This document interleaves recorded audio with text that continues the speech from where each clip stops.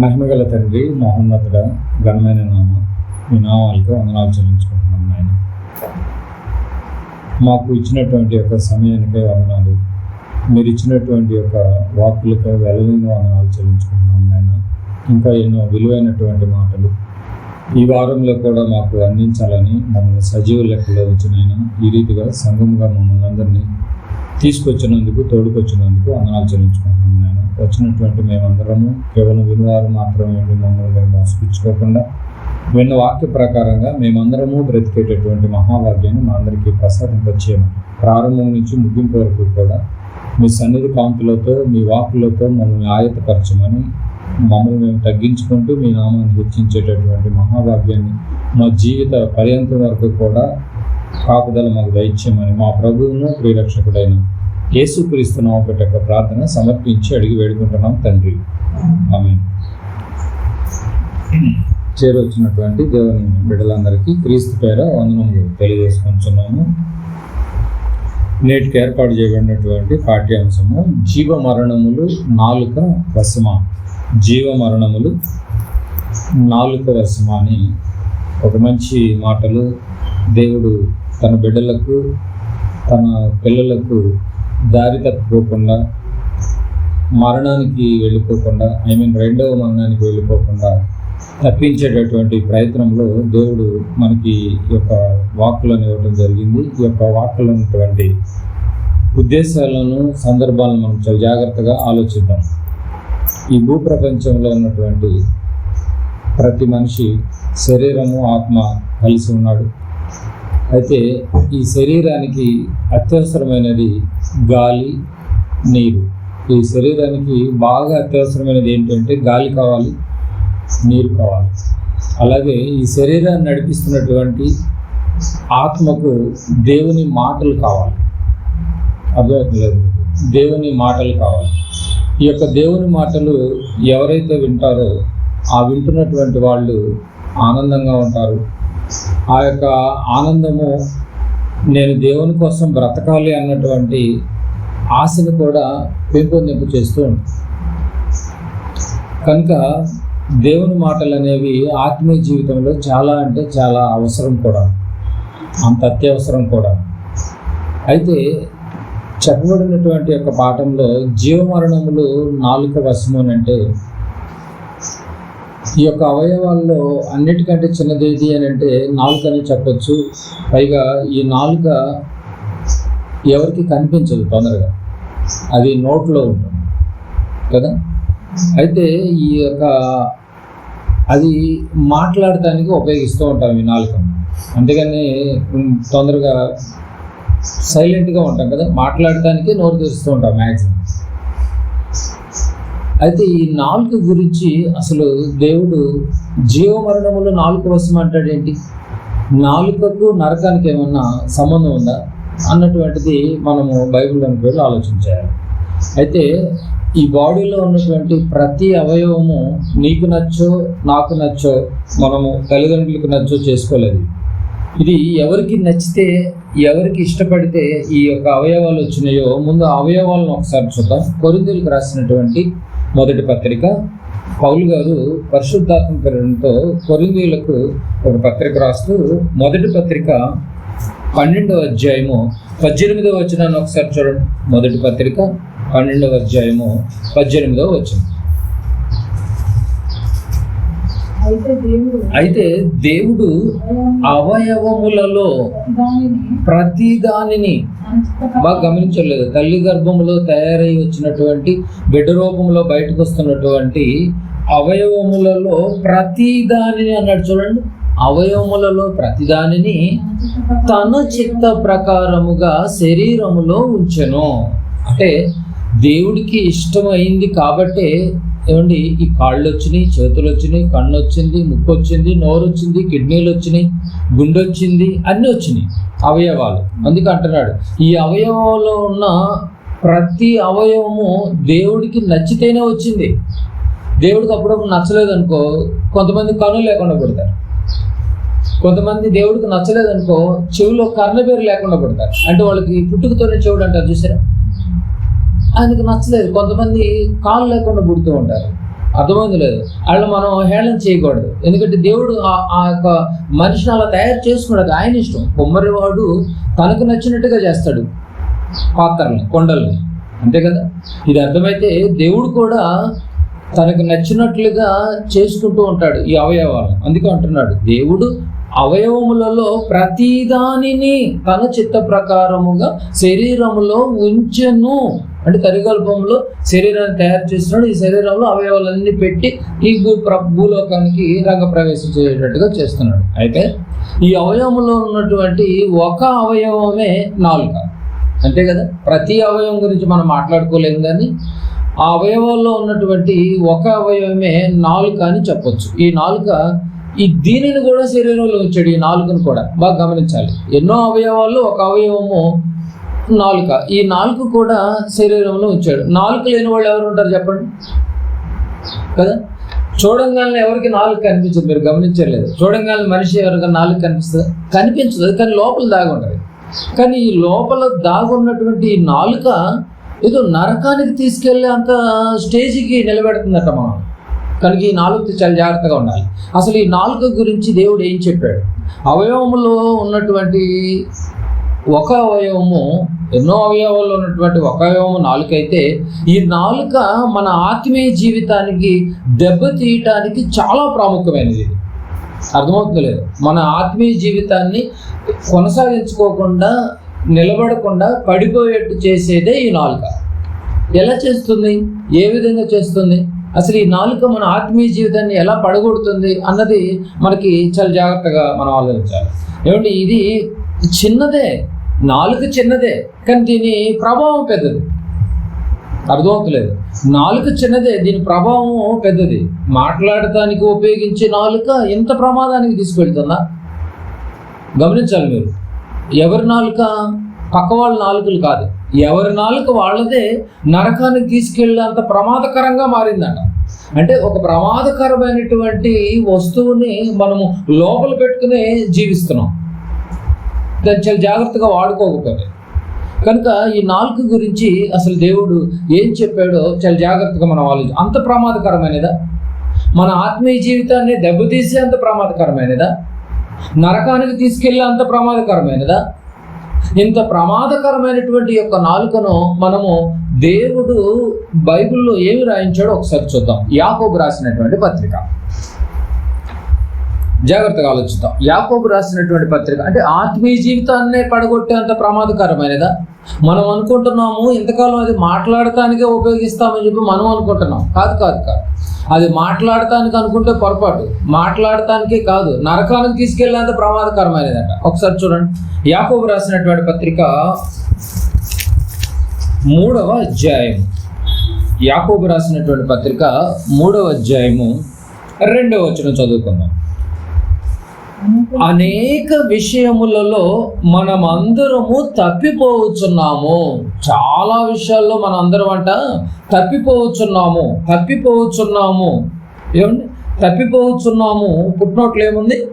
త్రొట్టిల్లుచున్నాము అన్నాడు. చూసారు? తప్పిపోవచ్చున్నాము, త్రొట్టిల్లుచున్నాము అని ఒక మంచి మాట చెప్తున్నాడు. చూడండి, ఎవడైనాను మాట యందు తప్పని ఎడల, బాగా చూడాలి అక్కడ, ఎవడైనాను మాట యందు తప్పని ఎడల అట్టివాడు లోపము లేనివాడై. ఏముంది? ఎవడైనాను మాట యందు తప్పని ఎడల అట్టివాడు లోపము లేనివాడై తన సర్వ శరీరమును స్వాధీన మందుంచుకొన శక్తి గలవాడగును. ఇప్పుడు ఎవరంటా శక్తి గలవారు? ఎవరంటా సర్వ శరీరాన్ని కంట్రోల్ చేసుకునేటువంటి వాళ్ళు? ఎవరంట? మాట తప్పనివాడు. మాట యందు తప్పని ఎడల అట్టి వాడు లోపం లేనివాడట. చూసారా? అంటే మాట తప్పినటువంటి వాడు లోపం కలిగినటువంటి వాడు, మాట తప్పనటువంటి వాడు లోపం లేనటువంటి వాడు. మీరు బాగా గమనించాలి ఇక్కడ కదా, బాగా గమనించాలి.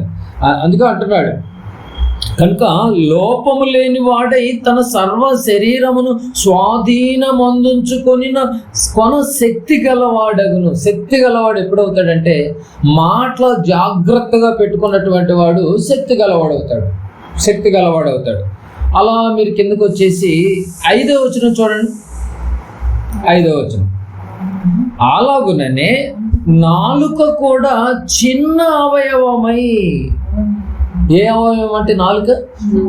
చిన్న అవయవమై నన్ను బహుగా అదిరిపడును అంటున్నాడు. చూడండి ఏమండి, మనిషికి అదిరిపాటును తెచ్చేది ఏది?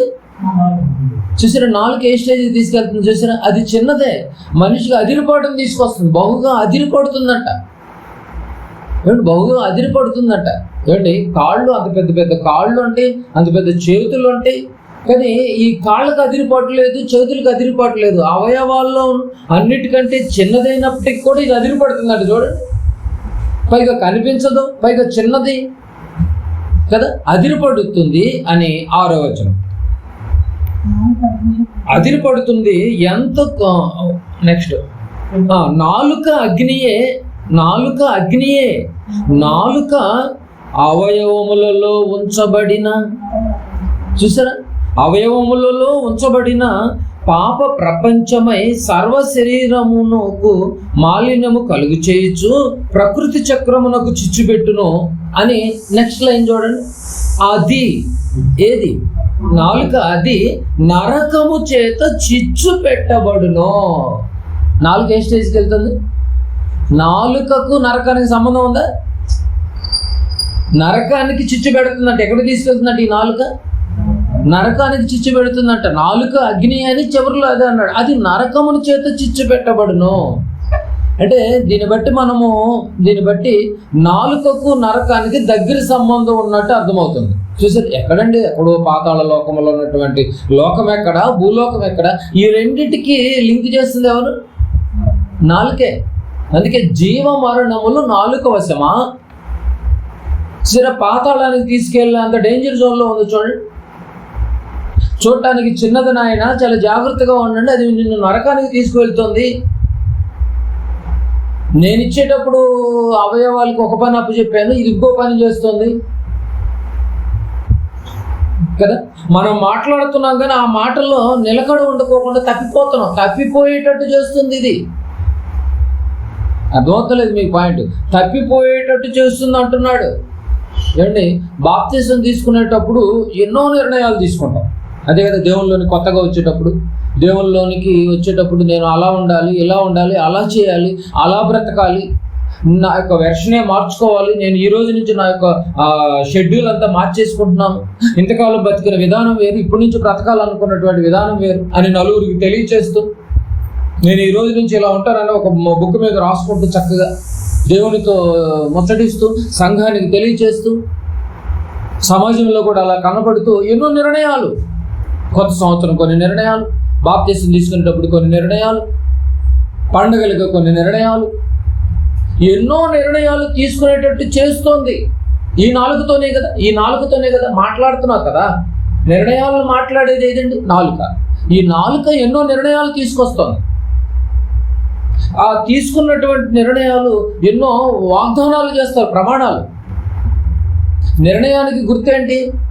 ప్రమాణం. ఏ ప్రమాణం అది? సంఘం ఎదుట, సమాజం ఎదుట, పెద్దల ఎదుట, తల్లిదండ్రుల ఎదుట, దేవుని ఎదుట ఎన్నో వాగ్దానాలు, ఇటు ప్రమాణాలు అంటారు. అంటే ఈ నాలుక వాగ్దానాలు చేస్తుంది, ఈ నాలుక ఎన్నో నిర్ణయాలు తీసుకునేటట్టు చేస్తుంది. చివరికి నేనేం చేస్తుంది ఇది? కొనసాగించలేక తప్పిపోయేటట్టు చేస్తుంది ఈ నాలుక కదా. తప్పిపోయేటట్టు చేస్తుందంటే లోపం కలిగిన వాడిగా తయారు చేస్తుంది అన్నమాట. అవయవం ఉంటుంది కానీ నీకు లోపం ఉంది.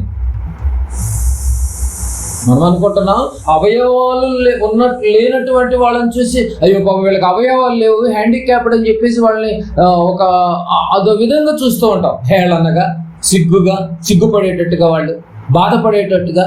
అయ్యో కన్ను లేదండి, అయ్యో కుంటివాడండి, అయ్యో మోగవాడండి అంటూ ఉంటాను చూసారండి. అని నువ్వు ఎదుటి వాళ్ళని హేళన చేస్తున్నావేమో, ఎదుటి వాళ్ళని కించపరుస్తున్నావేమో, ఎదుటి వాళ్ళని తక్కువ చేసి నువ్వు మాట్లాడుతున్నావేమో. కానీ బైబిల్ అంటుంది అదే అవయవం నీకున్నా ఆ అవయవాన్ని నేను చెప్పినటువంటి ప్రకారంగా నువ్వు వాడకపోతే నువ్వు కూడా ఒక అంగవైకల్యం కలిగినటువంటి వాడవే. అర్థమవుతలేదు మీకు పాయింట్. నువ్వు కూడా ఒక అంగవైకల్యం కలిగిన వాడవే అని చెప్తోంది. ఎందుకంటే నువ్వు తప్పిపోయావు, నువ్వు లోపం కలిగిన వాడవు. అర్థమవుతలేదు, నువ్వు లోపము కలిగిన వాడవు. అందుకే లోపం ఎప్పుడైతే నీలో ఉందో నీలో ఏమి లేదు, శక్తి లేదు. 2వ వచనం చూడండి, ఇప్పుడు మీకు అర్థమవుతుంది. ఎవడైనను మాట యందు, యాకోబు 3:2, ఎవడైనను మాట యందు తప్పని ఎడల అట్టివాడు లోపము లేనివాడై. మాట యందు తప్పని వాడు లోపం లేనివాడు. మాట తప్పినవాడు, బాప్తిసం తీసుకున్న నిర్ణయాలు, ప్రమాణాలు, మాట తప్పినవాడు లోపం కలిగిన వాడు. అలా లోపం కలిగిన వాడు ఏమైపోతాడు? తన సర్వ శరీరమును స్వాధీనమందుంచు కొనక శక్తి గలవాడగును. అంటే లోపం కలిగిన వాడు బలహీనుడైపోతాడు.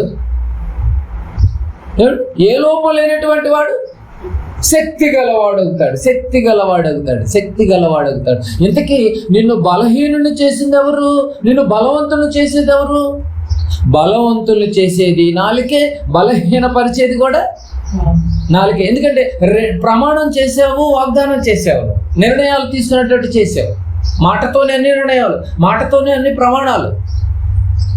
ఒకవేళ లోపం ఉందేమో, అవయవాలు లేక లోపంగా చాలా మంది సమాజంలో కనిపిస్తున్నారేమో, వాళ్ళకు లోపం కనిపిస్తుంది, అవయవం లేదని. కానీ అన్నీ ఉండి నువ్వు లోపం కలిగినటువంటి వాడవైతే, ఒకవేళ కొనసాగించలేక జారిపోతే, తప్పిపోతే నేను అనుకున్నట్టుగా ఒకవేళ నువ్వు బ్రతకపోతే, నువ్వు అసలు అందరికంటే పెద్ద లోపం కలిగినటువంటి వాడవు, బలహీనుడవు, శక్తిమంతుడు కాదు. 4వ స్టేజ్కి తీసుకెళ్ళిపోతుంది చూసారా? మన ప్రమాణాలను నిలబెట్టనివ్వదు, మన వాగ్దానాలను దాని ప్రకారంగా నిర్ణయాలను నిలబెట్టే పరిస్థితులకి అది మార్చేస్తుంది చూసారా? నిలబెట్టలేని స్థితిలోనికి మార్చేస్తుంది. ఇచ్చిన మాటను కొనసాగించలేక లోపం లేనివాడై ఉండాలంట. కానీ అన్ని లోపాలే అని ఒక మంచి ఎగ్జాంపుల్ చెప్తున్నాడు చూడండి. ఆ లోపాలను ఎలా సరి చేసుకోవాలి మరి? ఎవరో వచ్చి లోపం ఉండేటట్టు చేస్తున్నట్టు పొరపాటు. నీకు ఇచ్చినటువంటి అవయవాల్లో నీ అవయవమే నిన్నేం చేస్తుంది? ఆత్మీయ జీవితంలో పడేస్తుంది. మనకు తెలియక పక్క వాళ్ళని చూస్తూ ఉంటాం. మనం వాళ్ళు మంచోళ్ళు కాదు, వీళ్ళు మంచోళ్ళు కాదు, అయ్యో వాళ్ళు అలా ఉన్నారు, వీళ్ళు అలా ఉన్నారని మనం చూస్తాం. కానీ బైబిల్ అంటుంది, అసలు నువ్వెలా ఉన్నావు? ఏ లోపం కలిగిన వాడవై ఉన్నావు? నువ్వు శక్తి గలవాడై ఉన్నావా? సర్వశరీరమును నీ కంట్రోల్లో పెట్టుకునేవాడిగా నువ్వు ఉన్నావా? ఒకవేళ కంట్రోల్ తప్పుతున్నావు అనుకో, అయితే నీలో లోపం ఉంది. మాట యందు లోపము లేని వాడు శక్తిమంతుడు. మరి ఎలా సరి చేసుకోవాలి? ఈ లోపాన్ని ఎలా సరి చేసుకోవాలి అని అంటే ఒక మంచి ఎగ్జాంపుల్ చెప్తున్నాడు చూడండి. 3వ వచనం. గుర్రములు మనకు లోబడుటకై నోటికి కళ్ళెము పెట్టి చూడుడి. నోటికి కళ్ళెము పెట్టి వాటి శరీరం అంతయు త్రిప్పుదును కదా. ఎగ్జాంపుల్ చెప్తున్నాడు. ఎందుకు నువ్వు లోపం కలిగిన వాడిగా మారిపోతున్నావు? ఎందుకు నువ్వు బలహీనుడిగా మారిపోతున్నావు? ఎందుకు నువ్వు అవయవం ఉండి కూడా అంగహీనుడిగా మారిపోతున్నావు? అంగవైకల్యం కలిగిన వాడిగా మారిపోతున్నావు? ఇదిగో నేను చెప్పిన ఎగ్జాంపుల్ ఒకసారి చూడు నాయన అని అంటున్నాడు. ఏంటి ఆ ఎగ్జాంపుల్? గుర్రాన్ని గుర్తు చేస్తున్నాడు. గుర్రం నీకు తెలుసు కదా అని చెప్తున్నాడు చూడండి. గుర్రములు మనకు లోబడుటకి నోటికి కళ్ళెము పెట్టి గుర్రాన్ని గుర్తు చేస్తున్నాడు. ఏమిటి? గుర్రం చాలా పెద్దది కదా.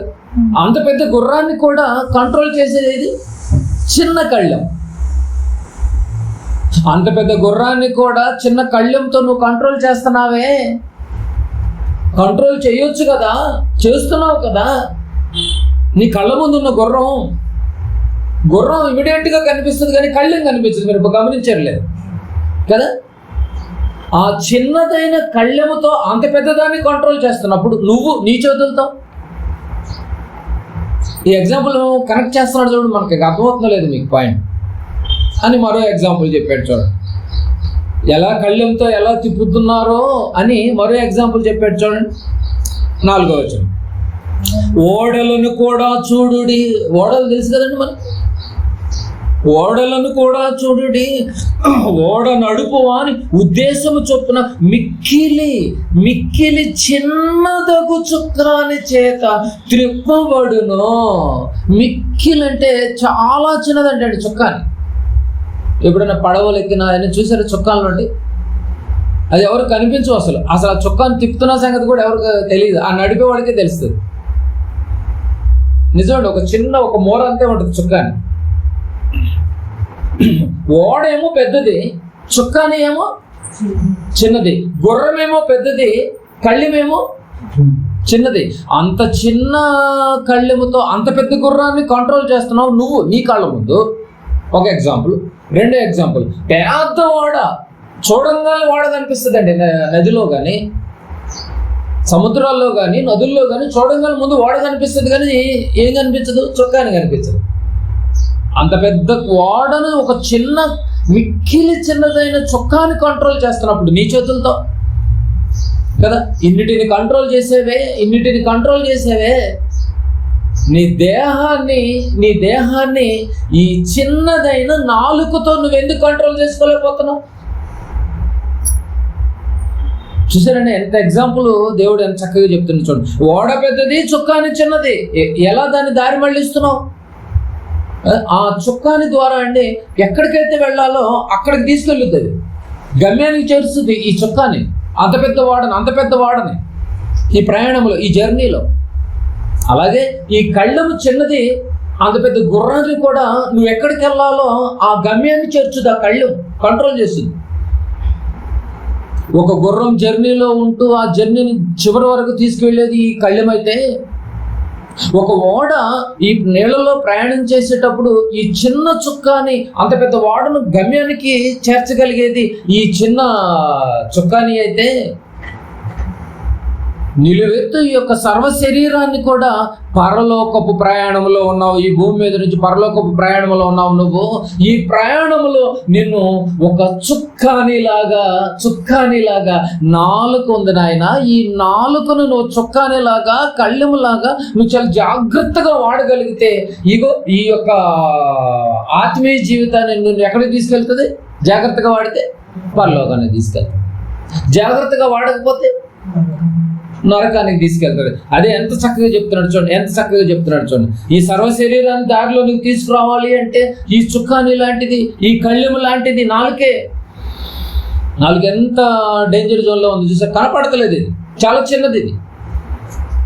అందుకే పెద్దవాళ్ళు కూడా అప్పుడప్పుడు అంటూ ఉంటారు చూసారా, నోరు మంచిదైతే ఊరే మంచిదంట. ఊరు మనం చెప్పినట్టు ఏంటదంట, మన నోరేమో మంచిది కాదే, ఊర్లన్నీ గొడవలే. నోరు మంచిదైతే ఊరు మంచిది అవుతుందట. సామెతలు కొన్ని పుట్టవండి, ఊరకనే పుట్టవు. ఇలాంటి బైబిల్లో వాటి నుంచి తీసుకుని బయట మాట్లాడుతూ ఉంటారు. కనుక చాలా జాగ్రత్తగా ఆలోచించాలి. అంటే ఒక మహాలోకానికి వెళ్ళాలి అంటే, ఈ లోకాన్ని నుంచి ఒక మహాలోకానికి వెళ్ళాలంటే ఏమండి నడిపించేది, అక్కడికి నడిపించేది ఒక చుక్కాని లాంటిది ఏది? ఇప్పుడు మీరు చెప్పండి. నాలుక. మరి నాలుక ఎలా ఉంది? నిన్ను నిలబడకుండా చేస్తుందేమో, నిన్ను లోపం వచ్చేటట్టుగా చేస్తుందేమో, నిన్ను బలహీనపరిచేటట్టుగా చేస్తుందేమో, శక్తి గలవాడిగా ఉండాల్సిన నీవు శక్తిహీనుడిగా తయారు చేస్తుందేమో, ఆత్మీయ జీవితంలో ప్రారంభంలో తీసుకున్న నిర్ణయాలు ఇప్పుడు నీలో లేవేమో, ఇంత నిన్ను బలహీనపరచడానికి నీ నాలుక చుక్కానిలాగా వాడాల్సిన నీవు, కళ్ళెంలాగా వాడాల్సినటువంటి నీవు దాన్ని సరైన రీతిలో నువ్వు వాడతలేదేమో. అర్థమవుతలేదు మీకు పాయింట్. అలా వాడతలేదేమోనని ఎంత చక్కగా చెప్తున్నాడు చూడండి. మరో ఎగ్జాంపుల్ చెప్పాడు చూడండి, 5వ వచనం. చుక్కాని చేత త్రిప్పబడును కదా అని 5లో మరో ఎగ్జాంపుల్ చెప్పాడు. ఏలాగుననే పైన 2 ఎగ్జాంపుల్ చెప్పాడు కదా. నీ కళ్ళ ముందు అంత పెద్ద గుర్రాన్ని గుర్రాన్ని ఏదైనా ఒక మిషన్ కొనాలి అంటే, ఒక పరికరం కొనాలి అంటే దానికి ఉన్నటువంటి పవర్ దేంతో పోలుస్తారండి? హార్స్ పవర్ అంటారు చూసారా. అంత పెద్ద హార్స్ పవర్ని ఒక చిన్న కళ్ళెముతో, చిన్నది కనబడని చిన్న కళ్ళెముతో అంత పెద్ద గుర్రాన్ని కంట్రోల్ చేసేవే, గమ్యాన్ని చేరుకోగలిగేవే. అంత పెద్ద ఓడను చిన్న చుక్కానితో అంత పెద్ద ఓడను కూడా కంట్రోల్ చేసి గమ్యానికి చేరగలిగావే, అలాగుననే అదేనండి, అలాగుననే నాలుక కూడా చిన్న అవయవమై బహుగా అదిరిపడును. ఇది చాలా ఓవర్ చేస్తుందంట. ఇది చూసి నాలుగు చాలా ఓవర్ చేస్తుందంట. దాన్ని నువ్వు కంట్రోల్ పెట్టుకోవాలి, నువ్వు దాన్ని కళ్ళు వేయాలి, లేకపోతే ఈ శరీరం పాడైపోతుంది. అర్థమవుతలేదు మీకు పాయింట్ అని చెప్తున్నాడు చూడండి. అలాగుననే నాలుక కూడా చిన్న అవయవమైనను బహుగా అదిరిపడును అని మరో ఎగ్జాంపుల్ చెప్తున్నాడు చూడండి. ఎంత కొంచెము నిప్పు ఎంత విస్తారమైన అడవిని తగలబెట్టును. ఎగ్జాంపుల్ కొంచెం ఘాట్ ఎగ్జాంపుల్ ఇచ్చాడు. పైన గుర్రం ఎగ్జాంపుల్ ఇచ్చాడు, కొంచెం వినటానికి బాగుంది. ఇక్కడ వచ్చేసరికి ఓడ ఎగ్జాంపుల్ వినటానికి బాగుందండి. ఈ రెండు ఎగ్జాంపుల్లో కూడా మనం మారకపోయేసరికి దేవుడు ఏ ఎగ్జాంపుల్ ఇచ్చాడు తెలుసా? ఆ ఎగ్జాంపుల్లో నువ్వు సెట్ అవ్వకపోతే ఆ ఎగ్జాంపుల్ తిరిగి ఎక్కడికి వచ్చేస్తుంది? ఇప్పుడు ఏమండి, నిప్పు అంటున్నాడు, తగలబెట్టడం అంటున్నాడు ఏంటి? ఒక అడవిని తగలబెడుతుంది అని అంటాం చూసారా? ఎగ్జాంపుల్ ఎలా ఉందో చూసారా? మీకు అర్థమవుతుందో లేదో? ఏమండి, నిప్పు ఎంత ఉంటుందండి? చిన్న అగ్గిపుల్ల నిప్పు ఎంత ఉంటుంది?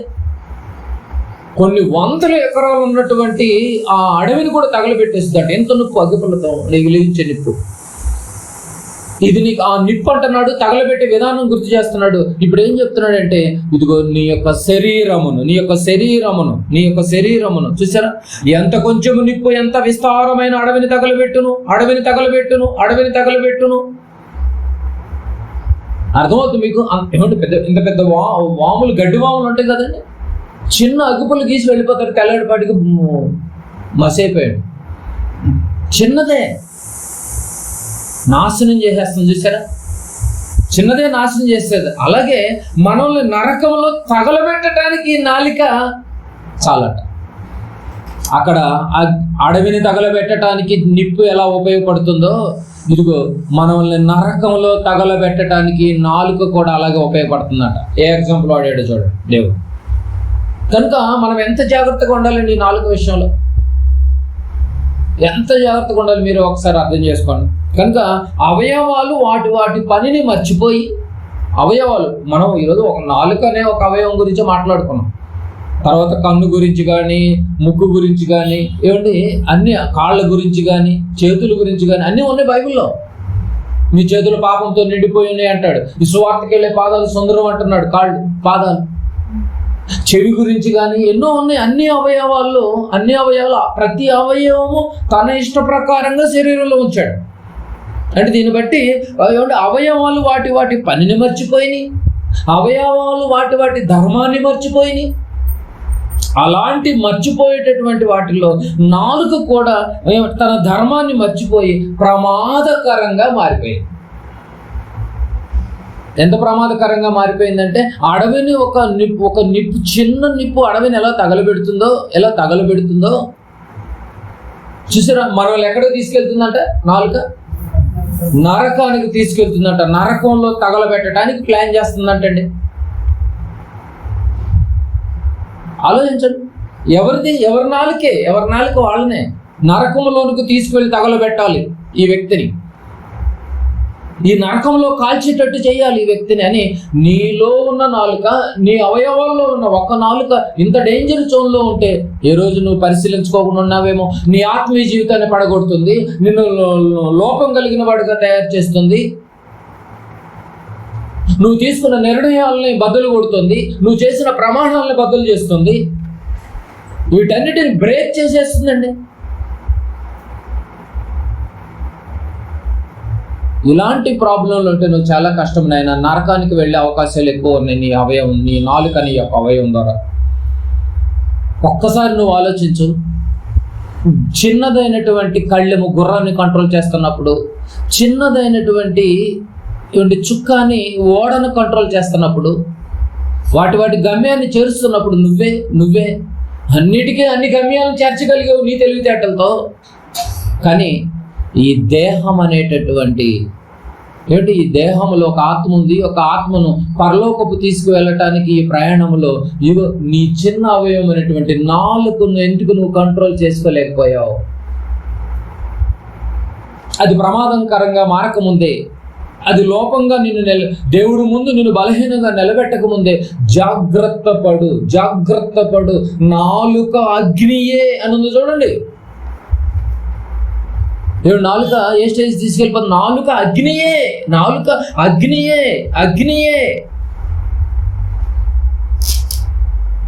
కదా, ఎంత బాగుందో చూడు. కనుక ప్రియమైన దేవుని వారలారా, చాలా జాగ్రత్తగా ఆలోచించాలి. నాలుకను మాత్రం అజాగ్రత్తగా మాత్రం చూడొద్దు.